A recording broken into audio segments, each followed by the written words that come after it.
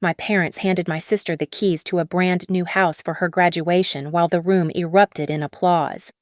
Then they turned to me with a thin envelope and a pitying smile. It was a gym membership. They told me it was practical. They laughed, and the guests laughed with them. But nobody realized that in that exact moment, the foundation of their lives had started to crumble. I was the only one who saw the end coming. My name is Marlowe Bennett. I am 29 years old, living in a stretch of the West Coast where the ocean air usually feels crisp and clean. But tonight, inside the ballroom of the Grand Hotel, the air was stifling. It was thick with the scent of expensive lilies and the heavy expectation of gratitude. We were celebrating a double milestone. My younger sister, Chloe, had just finished her undergraduate degree in communications. I had completed my Master of Business Administration while working full-time. My parents had insisted on a joint party. They claimed it was efficient. I knew it was just another way to ensure the spotlight stayed exactly where they wanted it. My father stood up, tapping a silver spoon against his champagne flute. The sharp, ringing sound cut through the chatter of 200 guests. He cleared his throat and beamed at Chloe, who was sitting to his right, glowing in a white dress that cost more than my first car. "We are so proud of our girls," he announced, though his eyes never left Chloe. "But we know how hard the real world is. We wanted to give our youngest a head start, something to build a life in." He handed her a small, velvet box. Chloe opened it with theatrical trembling. She pulled out a set of heavy brass keys. Is this for the house on 4th Street? Chloe gasped, her hands shaking. "It is all yours, honey," my mother said, her voice dripping with affection. "We paid the mortgage in full. You are a homeowner." The room erupted, cheers, applause, the clinking of glasses. I calculated the value in my head instantly. That property was worth at least $800,000 in this market. It was a life-altering transfer of wealth. My sister screamed and hugged them, tears streaming down her face. It took 5 minutes for the noise to die down. Then, almost as an afterthought, my father turned to me. "And Marlowe," he said, his tone shifting from adoring to businesslike. "We did not forget you." He handed me a standard white envelope. It was light. It felt like a greeting card. I took it, feeling the eyes of every aunt, uncle, and family friend boring into me. They were waiting to see how my parents would balance the scales. I slid my finger under the flap and pulled out the contents. It was a laminated card, a 12-month membership to a mid-range fitness center downtown. I stared at it. I looked up at my parents. There was no second envelope. There was no check. "We noticed you have been looking a little, well, tired lately," my mother said, her voice projecting clearly to the back of the room. "We thought this would be practical. You need to take care of yourself more. Marlowe, health is wealth. After all." A few people chuckled nervously. Most just stared. The silence that followed was not the stunned awe that had greeted Chloe's gift. It was a heavy, suffocating blanket of embarrassment. They were embarrassed for me. "Thank you," I said. My voice was steady. "It is. Very thoughtful. I knew you would be sensible about it," my father said, clapping his hands together to dismiss the moment. "Let's eat." I sat there, clutching the plastic card. Inside my chest, something vital was fracturing. It was not jealousy. I had long ago accepted that I was the independent one, the one who did not need saving. But this was different. This was public humiliation dressed up as parental concern. I could feel the pity radiating from the table across from us. My cousin leaned over to her husband and whispered something, likely about how awkward this was. I took a sip of water. The ice was cold against my lips. I did not scream. I did not throw the card at my mother's perfectly made-up face. I simply observed. I looked at the deed in my sister's hand and the gym pass in mine. The disparity was so comical, so grotesque, that it clarified everything. I realized then that I had been playing a game I could never win. They thought I was fine. They thought I was the sturdy, boring furniture in the background of their lives. Are you okay? Chloe asked, leaning in, her eyes wide with feigned concern. I am fine, I replied. The gym has a sauna. I have always wanted to try a sauna. I sliced into my steak. It was rare, just the way I liked it. I chewed slowly, tasting the iron, while my family celebrated their golden child. They had no idea that by handing me that insult in front of everyone we knew, they had just severed the last thread holding me to them. The dinner continued, a blur of clinking silverware and self-congratulatory toasts. While the guests admired the photos of the new house being passed around to the table, my mind drifted away from the white tablecloths and the crystal glasses. I went back to where the groove of this dynamic was first carved. It was not a sudden shift. The foundation for that gym membership was poured 20 years ago. I remember being 7 years old. I had fallen off the jungle gym at school and scraped my knees raw. I walked into the kitchen, blood trickling down my shins, biting my lip to keep from crying. My mother was on the phone, ordering a custom costume for Chloe's ballet recital. She looked at me, pointed to the bathroom, and mouthed, "Clean it up." 2 weeks later, Chloe tripped on a rug and bruised her elbow. My father carried her to the car and drove her to the emergency room just to be safe. That was the pattern. Chloe was fragile porcelain. I was cast iron. You are so capable, Marlo. My mother used to sigh when I asked for help with my calculus homework. Chloe just needs more support. You understand, don't you? I always said yes. I learned early on that my role was to be low maintenance. When I was 16, I saved up $3,000 from working weekends at a diner to buy a beat-up sedan. My parents nodded and said it was a good lesson in responsibility.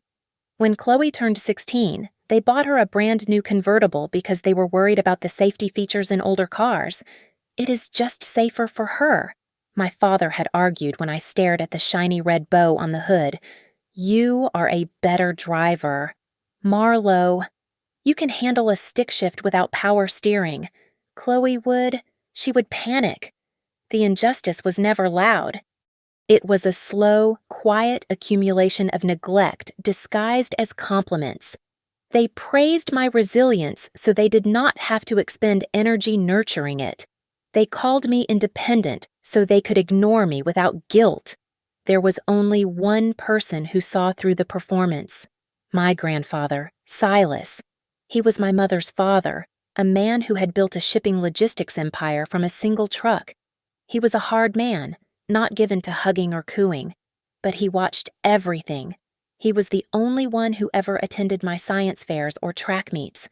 I remember the summer before my senior year of college. I was visiting him at his estate on the cliffs.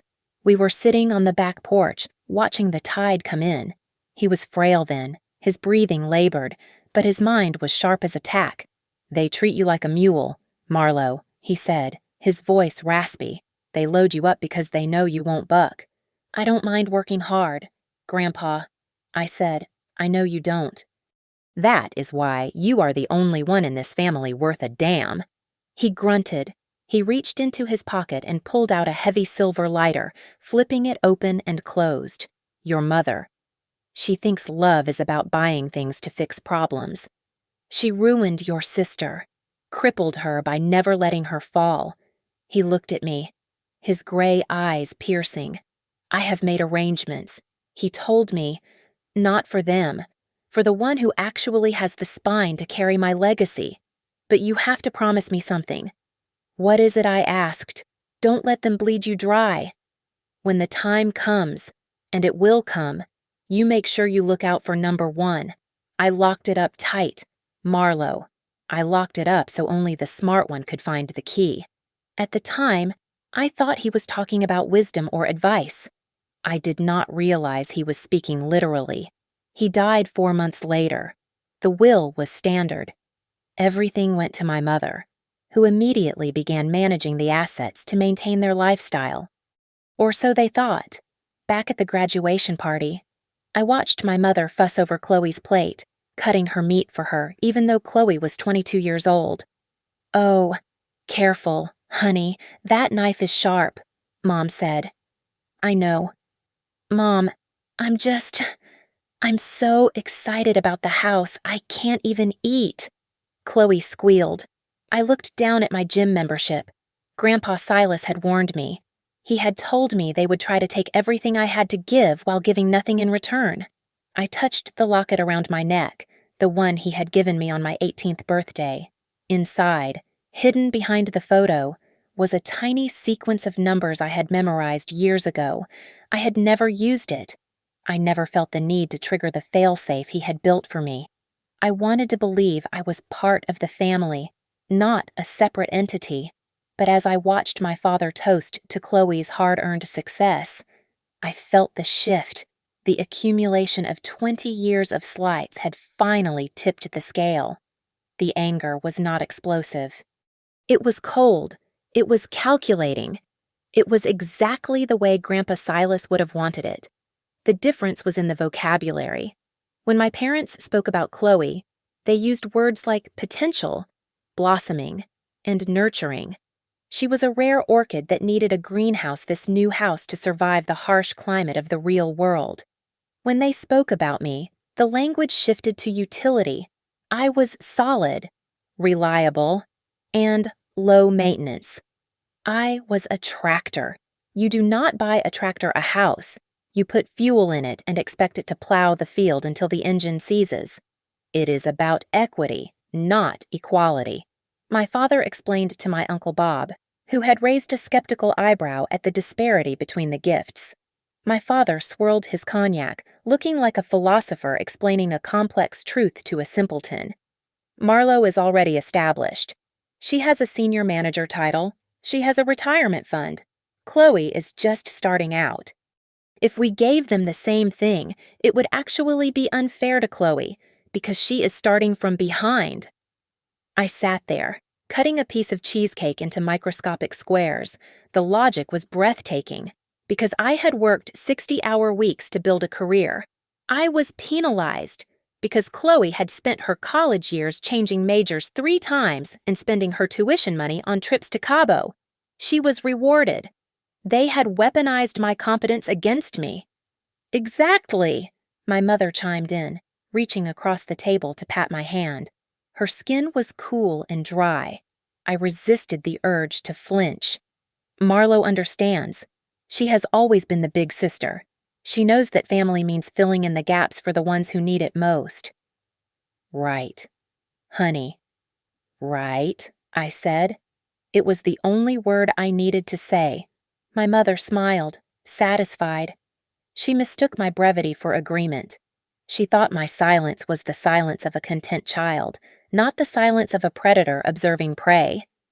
They had told themselves this narrative for so long that they believed it was absolute truth. Marlo is fine. Marlo does not need anything.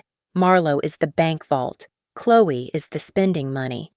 But as the coffee was served, the tone shifted slightly. The celebration began to pivot toward strategy. I noticed the way my father looked at me not with pride, but with a calculating assessment. He was looking at me the way a carpenter looks at a piece of wood, deciding if it is strong enough to hold up a sagging roof. "The house does need a little work," my father mentioned casually. His eyes locked on mine. "Just some cosmetic things. We spent the liquid assets on the purchase price to avoid interest, so cash is a bit tight for the immediate renovations. Chloe wants to redo the kitchen before she moves in," my mother added, her voice dropping to a conspiratorial whisper. "She cannot cook in that old space. It would be depressing for her."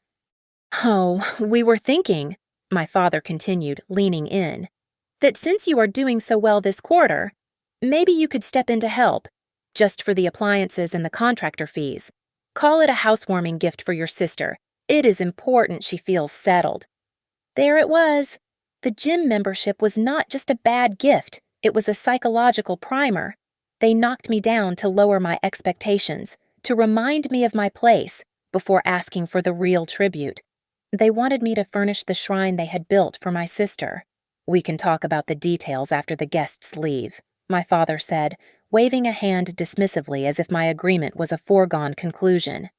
But we knew we could count on you. You are the rock. Marlowe. The rock, I repeated, my voice flat. Exactly. He beamed, oblivious to the change in atmospheric pressure at the table. The air around me felt very thin, like the oxygen was being sucked out of the room. I looked at Chloe. She was busy taking a selfie with her house key, completely unaware that her safety net was being woven out of my bank account. They thought I was silent because I was compliant. They did not understand that I was silent because I was waiting for them to overstep one final time. I took a sip of black coffee. It was bitter, but it kept me sharp. The party was over. The extraction was about to begin. The last guest had finally departed. The valet was busy arranging the lineup of luxury cars outside, but my father signaled for me to stay behind. He guided us toward a secluded alcove in the hotel lobby, away from the prying eyes of the catering staff who were beginning to strip the tables. My mother was already there, fanning herself with a menu, her face flushed with the high of the evening. That went perfectly, she said, beaming at me. Did you see Chloe's face? She was over the moon. It was a nice party, I said, keeping my hands clasped in front of me. Now, about the kitchen, my father said, his voice dropping to a low, serious register. He reached into his inner jacket pocket and produced a folded document. It was not an envelope this time. It was a contract. He smoothed it out on the low mahogany table between us. We did not want to burden Chloe with the details tonight, obviously. She is too emotional right now. But the contractor needs a deposit and proof of funding by Monday morning to start the demo. I looked down at the paper. It was an application for a personal line of credit in the amount of $60,000. My name was typed neatly in the space for the primary borrower. Chloe's name was nowhere on the document. My parents were listed merely as witnesses. You want me to take out a loan for her kitchen? I stated. It was not a question. No. Do not be dramatic, my mother interjected quickly. We are just using your credit score. It is much stronger than ours right now because we just moved so much liquid capital for the purchase. We will make the payments. Of course. It is just administrative. I scanned the terms. The interest rate was variable. If they missed a payment, my credit score would be the one to tank. If they defaulted, the bank would garnish my wages, not theirs. It was a trap. It was a financial shackle dressed up as administrative assistance. I realized this was not a sudden idea. They had brought these papers to the party. They had printed them days ago. They had planned to ambush me while I was tired and socially pressured. Sign right there at the bottom, my father said, clicking a heavy gold pen and holding it out to me. We can drop it off at the bank on Monday. I looked at the pen. Then I looked at my father. No, I said. The silence that followed was immediate and absolute. My mother stopped fanning herself. My father's hand, still holding the pen out, froze in mid-air. "Excuse me," my father asked, his voice dangerously quiet. I said no, I repeated, my voice steady. I will not sign this. I will not take out a loan for Chloe's renovations. Marlowe, my mother hissed, looking around to ensure no one was listening. Lower your voice. You are being ridiculous. We told you we would pay it back. Do you think your own parents are going to steal from you? I think if you could afford the $60,000, you would not need my signature, I replied. My father's face turned a shade of red I had rarely seen. He slammed the pen down on the table. The sharp crack made my mother jump. You are being incredibly selfish, he spat. We just bought your sister a home. We have done everything for you girls, and you cannot do this one small thing. You are jealous. That is what this is. You are jealous of your sister. This is not about jealousy, I said. It is about liability. It is about loyalty. My father shouted, not caring who heard him now. He stepped closer to me, invading my personal space. For the first time in my life, I felt a physical intimidation coming from him. It was not just disappointment anymore. It was a threat. He towered over me, his breathing heavy. We are a family. Marlo, we operate as a unit. If you think you can just take the benefits of this family without contributing, you are sorely mistaken. I did not realize the benefit of this family was a gym membership while I assume $60,000 of debt, I said. You watch your mouth, my mother snapped, standing up to join his side. We made you who you are. We can unmake you just as easily. You think you are so high and mighty with your job and your apartment, you forget who co-signed your first lease. You forget who knows all your bosses. The threat hung in the air, heavy and toxic. They were not just asking for a favor. They were telling me that I was property. They believed they owned my success because they had birthed me. I looked at the contract on the table, then back at them. The warmth of the party was entirely gone. In its place was a cold, hard reality. They were willing to burn me to keep Chloe warm. I am going home, I said, turning away. If you walk away, my father called out to my back. Don't expect us to be there when you fall. And you will fall. Marlo, you need us. I kept walking. I did not run. I did not look back. But my hands were shaking as I reached for my car keys. I knew then that the Cold War was over. The shooting war had begun. I drove home in silence. The hum of the tires on the pavement, the only sound in the world. My hands were steady on the wheel. The panic that had threatened to rise in my throat back at the hotel had evaporated, replaced by a cold, crystalline clarity. I did not turn on the radio. I needed to think. I needed to access the mental archives I had locked away years ago. When I entered my apartment, I did not turn on the lights. I walked straight to the wall safe hidden behind the generic landscape painting in my home office. My fingers traced the keypad. I typed in the code. It was not my birthday. It was the date my grandfather died. Inside lay a single thick leather binder. I pulled it out and sat on the floor, the streetlights filtering through the blinds, casting stripes across the room. I had always known this day might come. Grandpa Silas had known it too. I remembered the afternoon I spent with his attorney, Mr. Sterling, 3 weeks after the funeral. I was 22, fresh out of college, and grieving. Mr. Sterling had sat me down in a leather chair that felt too big for me. Your grandfather left the bulk of the estate to your mother, Mr. Sterling had said, pushing a heavy document toward me. But he did not trust her with the capital. He created a specific clause, a trigger. At the time, the legal jargon had washed over me. Fiduciary responsibility, reversionary interest, material breach. I had signed the papers because I trusted Silas, but I had hoped to never understand what they truly meant. I had hoped my family was better than his cynicism. I opened the binder to page 42. There it was. The protection of legacy clause. It stated that the principal of the family trust the money my parents lived on. The money they used to project their image of success could not be liquidated for non-investment personal gifts exceeding $10,000 without the written consent of the secondary beneficiary. I was the secondary beneficiary. My parents had just admitted to buying a house for Chloe in cash. $800,000. They had drained the liquid assets. They had bypassed the consent requirement because they assumed I would never check. They assumed I was just the daughter who worked hard and kept her mouth shut. They thought the trust was theirs to play with. But the most damning part was the timeline. I flipped to the appendix where I had stored the quarterly reports I received but rarely opened. I traced the numbers. To buy that house. They had not just used their allowance. They had dipped into the corpus. They had technically embezzled from the future of the estate to fund Chloe's present.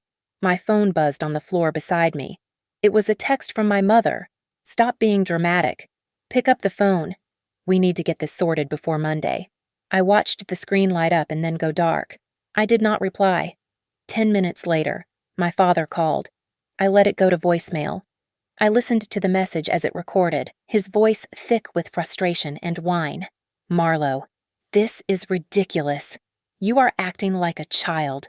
We are trying to help you build your credit score. For God's sake, call us back, or we are going to have a very different conversation tomorrow. They thought my silence was fear. They thought I was sitting in the dark crying, terrified of their disapproval, terrified of being cut off. They interpreted my lack of response as the hesitation of a victim. They were wrong.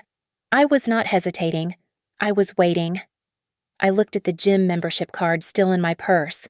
I placed it on top of the legal binder. The contrast was poetic. They gave me a piece of plastic to work on my body. I held the paper that could dismantle their entire life. Mr. Sterling had told me one last thing before I left his office all those years ago. The trigger is not automatic. Marlo, he had said, peering over his spectacles. You have to pull it. And once you pull it, you cannot put the bullet back in the chamber. I stood up and walked to the window, looking out at the city lights. My parents were likely at home right now, pouring another drink, complaining about my ungratefulness, convincing themselves that I would fold by morning. They were confident. They were secure.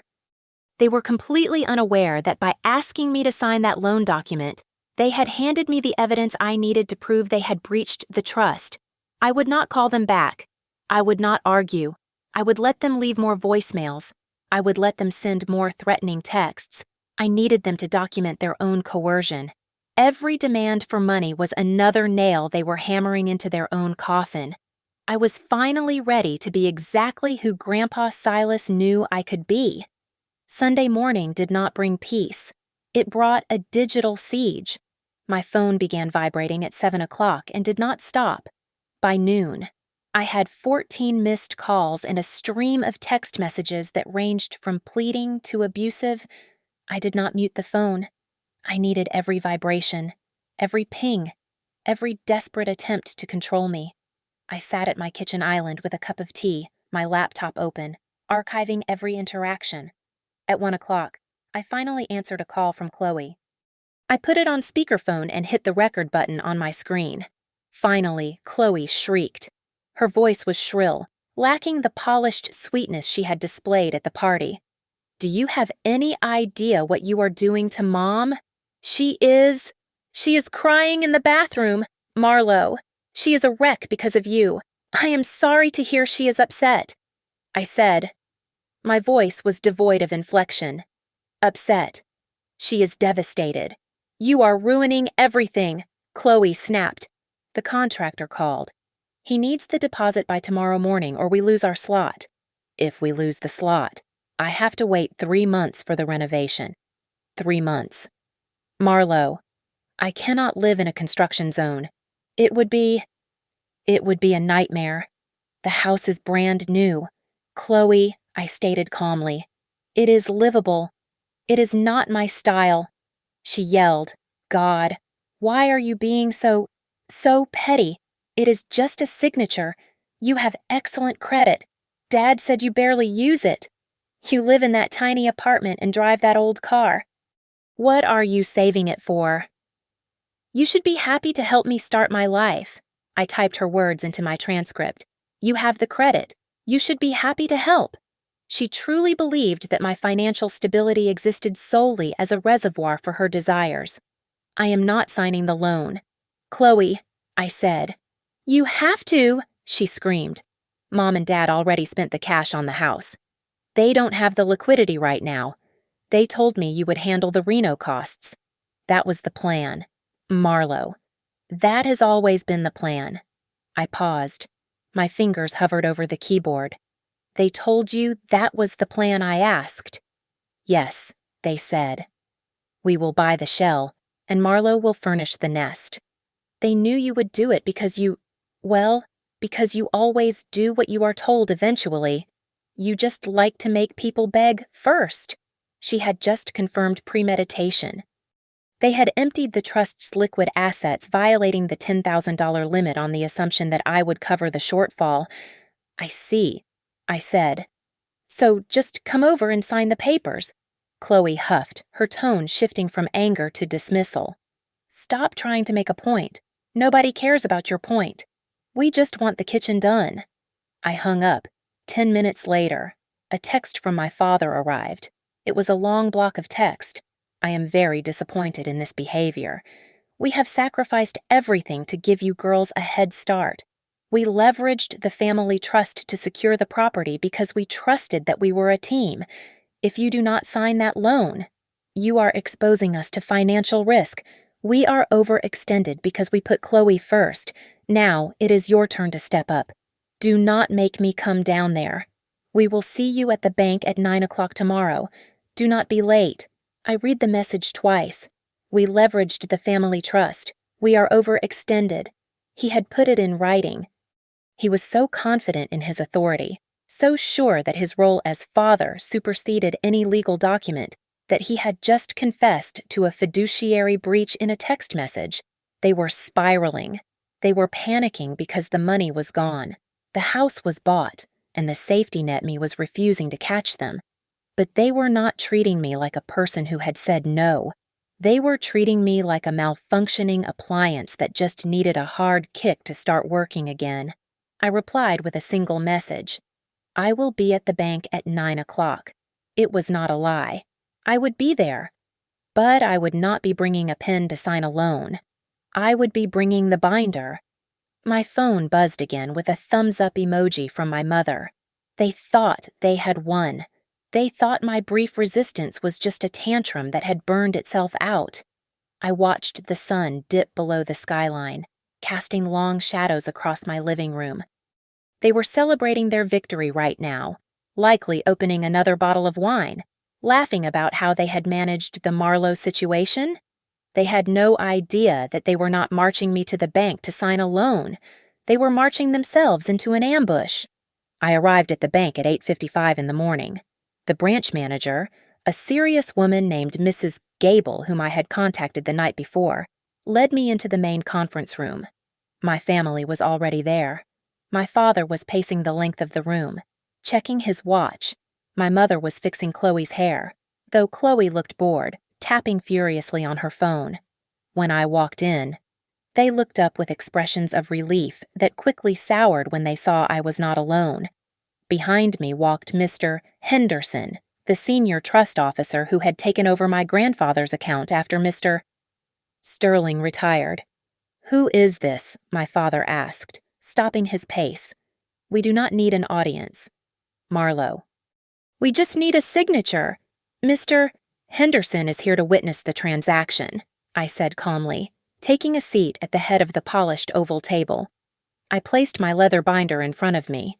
"Fine. Whatever." My mother sighed, waving her hand.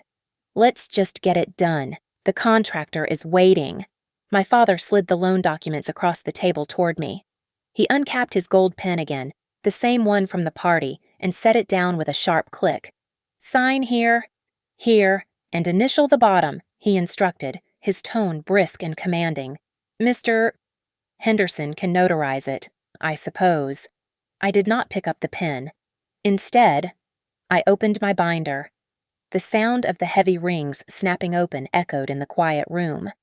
I pulled out a single sheet of paper, a photocopy of the text message my father had sent me the previous night, and placed it next to the loan application. Then, I pulled out the deed to the house on 4th Street, which I had downloaded from the county clerk's public website that morning. "What is this?" Chloe asked, looking up from her phone. "Why do you have a picture of the house I am not here to sign a loan?" I said. My voice was low, measured, and stripped of any warmth. "I am here to review the administration of the Silas Bennett Family Trust." My father laughed. It was a nervous, incredulous sound. "Marlowe, do not be absurd. We are the trustees. You have no say in how we manage the accounts." "Actually, Mr. Henderson spoke up, his voice grave. "She does, under specific circumstances." I turned to page 42 of the binder. I did not look at my parents. I looked at the paper. Clause 7C, subsection 4, the protection of legacy. I read aloud. The primary trustees are forbidden from liquidating principal assets for non-investment personal gifts exceeding $10,000 to any single beneficiary without the express written consent of the secondary beneficiary. Any violation of this clause constitutes a material breach of fiduciary duty. The room went deadly silent. The air conditioning hummed, sounding like a roar in the sudden quiet. We didn't liquidate principal, my mother stammered, her face draining of color. It was cash flow. I have the transaction records. Mr. Henderson interrupted gently but firmly. You withdrew $850,000 from the core investment fund last Thursday. That withdrawal triggered an automatic review, but we assumed you had obtained consent. Until Ms. Bennett contacted us. I slid the photocopy of the text message across the table. You admitted it in writing, I said, pointing to the highlighted sentence. We leveraged the family trust. That was just a figure of speech, my father shouted, slamming his hand on the table. Veins bulged in his neck. You ungrateful little. We bought your sister a home. We did what parents are supposed to do. You stole from the trust to do it. I corrected him. You spent nearly $1 million of protected capital without my permission. And then you tried to force me to take on debt to cover your lack of liquidity. Marlo, stop this, Chloe said, her voice trembling. She looked from Dad to Mom, realizing for the first time that they were not the all-powerful gods she thought they were. What does this mean? Do I still get the kitchen? The kitchen is irrelevant. Chloe, I said, this is a misunderstanding, my father said, trying to regain his composure, though his hands were shaking. He turned to Mr. Henderson with a fake, oily smile. We can fix this. We can put the money back. Eventually. It is just a family shuffling of funds. It is not a shuffle, Mr. Henderson said, closing his folder. It is a breach. And according to the terms your father-in-law wrote, the penalty is automatic. Penalty, my mother whispered. She brought a hand to her throat. What penalty? I looked at them. I looked at the people who had given me a gym membership while handing my sister a fortune. I looked at the people who had called me selfish for 20 years while they drained the reservoir I was meant to protect. Mr. Henderson, I said, please read the reversionary clause. My father reached for the binder, trying to snatch it, but I pulled it back.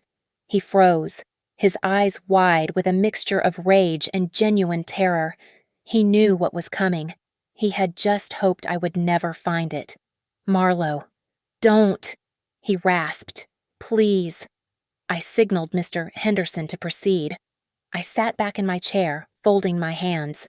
I was just the observer now. I was just the audience to their inevitable collapse. Mr. Henderson cleared his throat and began to read from the page I had referenced.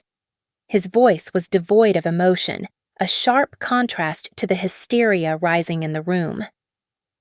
Clause 8, Section 1. In the event of a material breach of fiduciary duty, as defined in Clause 7C, the standing of the primary trustees is immediately and irrevocably terminated. Legal control of all assets, including liquid capital, real estate holdings, and future dividends, transfers instantly to the designated successor trustee. My father slumped into his chair. He looked small. The arrogance that had filled the room only moments ago had drained away, leaving behind a terrified old man who suddenly realized the ground was no longer solid beneath his feet. Transfers to whom my mother whispered, her hands gripping the edge of the mahogany table until her knuckles turned white, to Ms. Marlo Bennett. Mr. Henderson replied. The dominoes began to fall. It was not a slow collapse. It was instant. The reality of what they had done crashed down on them with the weight of 20 years of negligence. Does that mean I don't get the house? Chloe asked, her voice cracking. She looked at the keys on the table, then at me. It means the trust owns the house, Mr. Henderson explained, closing the folder, since the funds used to purchase the property were misappropriated from the principal without consent. The property is now a frozen asset of the trust. It will likely be liquidated to restore the principal balance. Liquidated? Chloe shrieked. You are going to sell my house, but I already picked out curtains. I told everyone. I put it on Instagram. It is not your house. Chloe, I said. It never was. It was an unauthorized withdrawal. My mother turned on my father, her face twisted with panic. You said this was safe. She hissed at him. You said Silas was too old when he wrote that will to know what he was doing. You said we could do whatever we wanted as long as we kept her happy with scraps. I thought she wouldn't check, my father yelled back, pointing a trembling finger at me. I thought she was loyal. How was I supposed to know she was plotting against us this whole time? I was not plotting, I said. I was reading. You have to stop this, my mother pleaded, reaching across the table to grab my arm. I pulled away. Marlo, please, be reasonable. If you take the trust, we have nothing. The mortgage on our house, the cars, the club memberships. It all comes from the monthly disbursement. If you cut us off, we are destitute. We will lose our standing in the community, my father roared, though there was no power behind it anymore. Do you have any idea how embarrassing this will be, to be controlled by your daughter? People will talk. Marlo, they will laugh at us. They were not worried about me. They were not even really worried about money in a survival sense. They were worried about their image. Even at the precipice of ruin, they were concerned with how the neighbors would look at them at the country club. You did this to yourselves, Chloe cried, tears streaming down her face, ruining her makeup. You promised me. You promised me everything would be perfect. Now I have nothing. You are the worst parents ever. The absurdity of her complaint was the final straw. The room felt suffocating with their misplaced blame and selfish panic. I stood up. The chair scraped loudly against the floor, silencing their bickering. For the first time in 29 years, I looked at them not as a daughter seeking approval, but as the person holding the gavel. You spent 20 years teaching me that money was the only way you knew how to show love, I said, my voice filling the room, steady and cold. You bought Chloe's affection, and you bought my silence. You thought the gym membership was a joke. You thought you could buy a house with my inheritance and then bully me into paying for the renovation. You never invested in me as a person. You only invested in me as an insurance policy. Well, the policy has expired. You wanted me to be independent. You wanted me to be the strong one. Congratulations. I am strong enough to walk away with everything. My father opened his mouth to speak, but no sound came out. He looked at the binder, then at me. He realized then that the daughter he had ignored was the only one who had actually listened to the man who built their fortune. Mr. Henderson, I said, turning to the banker, please initiate the transfer of authority and start the eviction proceedings for the property on 4th Street. I want the locks changed by noon. The silence that followed my command to change the locks was not empty. It was filled with the sudden, terrified realization that the hierarchy of our family had been permanently inverted. My parents did not scream this time. They did not threaten. They shrank. The anger that had fueled my father's earlier outburst evaporated, replaced by a desperate, fawning attempt to rewrite history in real time. Marlo. Sweetheart, my mother said, her voice dropping to a trembling whisper. She took a step toward me, her hands clasped in a pleading gesture. Let's not be hasty. We are all emotional. We should go get some lunch. Just the 4 of us. We can talk about this like a family. We are talking about it, I replied, standing still as a statue. We are talking about it with the legal representative of the trust you violated. But we did it for the family, my father interjected, his voice cracking. He tried to smile, but it looked more like a grimace of pain. Everything we did to keep us all together. To keep up appearances for your sake, too. Marlo, you know how people talk. We wanted you to be proud of us. I watched him. For years. I would have desperately wanted to believe him. I would have accepted the crumb of affection and fixed the problem just to keep the peace. But the lens had been scrubbed clean. I did not see a loving father making a mistake.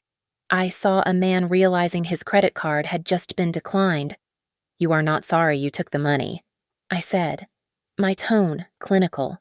You are sorry you got caught. And you are terrified because you know the monthly stipend is about to stop. You wouldn't do that. My mother gasped. Tears were now flowing freely, ruining the expensive silk of her blouse. You wouldn't cut off your own parents. We have bills, Marlo. The club fees, the lease on the SUV, the medical insurance. The trust covers medical necessities, Mr. Henderson clarified, looking up from his notes. Luxury expenditures, however, are suspended pending a full audit of the principal. Luxury, Chloe squeaked.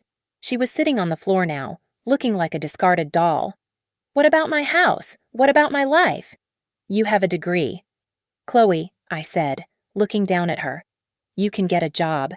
I hear the entry-level market is competitive, but I am sure you will figure it out. I can't work, she wailed. I don't know how to do anything Mom said I could take a year off to find myself. You can find yourself while you pay rent, I said. My father moved to block my path to the door. It was a last-ditch effort to physically impose his will, but the dynamic was gone. He looked frail. Marlo, he said, and for the first time he used my name without an edge of disappointment. Please, we are old. We cannot start over. If you take this away, we have nothing. We love you. You know that, right? I stopped. I looked him in the eye. I waited for a flicker of genuine emotion, but all I saw was calculation. He was trying to find the currency that would buy my compliance. He thought love was a negotiation tactic. If you loved me, I said quietly, you would have given me a second envelope. He flinched as if I had slapped him. I am not your fixer anymore, I continued. I am not the safety net you weave out of my own hard work. I am the trustee. And my first act is to stop the bleeding. I walked around him. He did not try to stop me again. I turned to Mr. Henderson and extended my hand. Thank you, Mr. Henderson. Please proceed with the asset freeze. I will expect the full report by Friday. Of course. Ms. Bennett, he replied, shaking my hand with genuine respect. I walked out of the conference room, behind me. The sounds of my family were not the sounds of a tragedy. They were the sounds of a business deal gone bad. My mother was sobbing about her social standing. Chloe was asking if she could at least keep the furniture. My father was silent. I walked through the lobby of the bank and out into the bright sunshine. The air tasted different. It was not heavy anymore. I checked my watch. It was 10:30 in the morning. I had the whole day ahead of me. I had a gym membership to use. And for the first time in my life, when I walked to my car, I did not feel the phantom weight of 3 adults clinging to my ankles. I was alone. And it was the most crowded I had ever felt with possibility. I drove straight from the bank to the fitness center downtown. It felt like the most logical destination. The laminated card was still sitting on the passenger seat of my car, reflecting the midday sun. It was the catalyst for the implosion of my family, yet, looking at it now, it looked harmless. It was just a piece of plastic. I walked up to the front desk and handed it to the receptionist. She scanned it. A cheerful beep echoed in the lobby. Welcome in. Marlo, she said, smiling. Do you need a tour? No, thank you, I replied. I know exactly what I am doing. I changed into my workout gear and stepped onto a treadmill. The rhythmic thud of my sneakers against the rubber belt was soothing. For the first time in years, my mind was not racing with my sister's deadlines or my parents' expectations. It was quiet. My phone, which I had placed in the cup holder, lit up silently. It was a notification from Mr. Henderson. Eviction notice served. Locks changed. Asset freeze confirmed. I swiped the notification away and increased the speed on the machine. Over the next few weeks, the fallout settled like dust after a demolition. My parents were not destitute. The trust provided them with a modest, fixed income enough to live comfortably, but not enough to maintain the illusion of opulence they cherished. The country club membership was the first to go. Then, the leased luxury SUV. They had to learn the word budget for the first time in 40 years. Chloe had to move back into her old bedroom at their house. The house on 4th Street was listed back on the market by the trust the following Monday. The capital was returned to the principal investment fund where it belonged. I heard through a mutual cousin that Chloe had applied for a job as a receptionist at a dental office. She lasted 3 days before quitting because she said the uniform was unflattering. She was learning, painfully slowly, that the world does not grade on a curve. I did not visit them. I did not answer the long, rambling voicemails my mother left late at night, swinging wildly between rage and tearful apologies. I did not respond to my father's emails detailing his disappointment in my ruthlessness. They called it betrayal. I called it accounting. They had spent a lifetime treating our relationship like a transaction. I was the asset they could leverage. Chloe was the liability they loved. All I did was balance the books. I simply applied the same cold, hard logic to our relationship that they had applied to my childhood. I looked at myself in the gym mirror after my workout. My face was flushed. I looked tired, but it was a good kind of tired. It was the exhaustion of effort, not the exhaustion of carrying 3 adults on my back. My parents were right about one thing. The gym membership was practical. It was the most useful gift they had ever given me. It gave me a place to go while their world burned down. It gave me a space to build physical strength to match the mental fortress I had constructed years ago. I walked out of the gym and into the cool evening air. The city lights were just starting to flicker on. I had no missed calls. I had finally silenced the noise. I did not feel triumphant. I did not feel happy in the traditional sense. I felt light. I unlocked my car and tossed the gym bag into the passenger seat, the seat where my family's problems used to sit.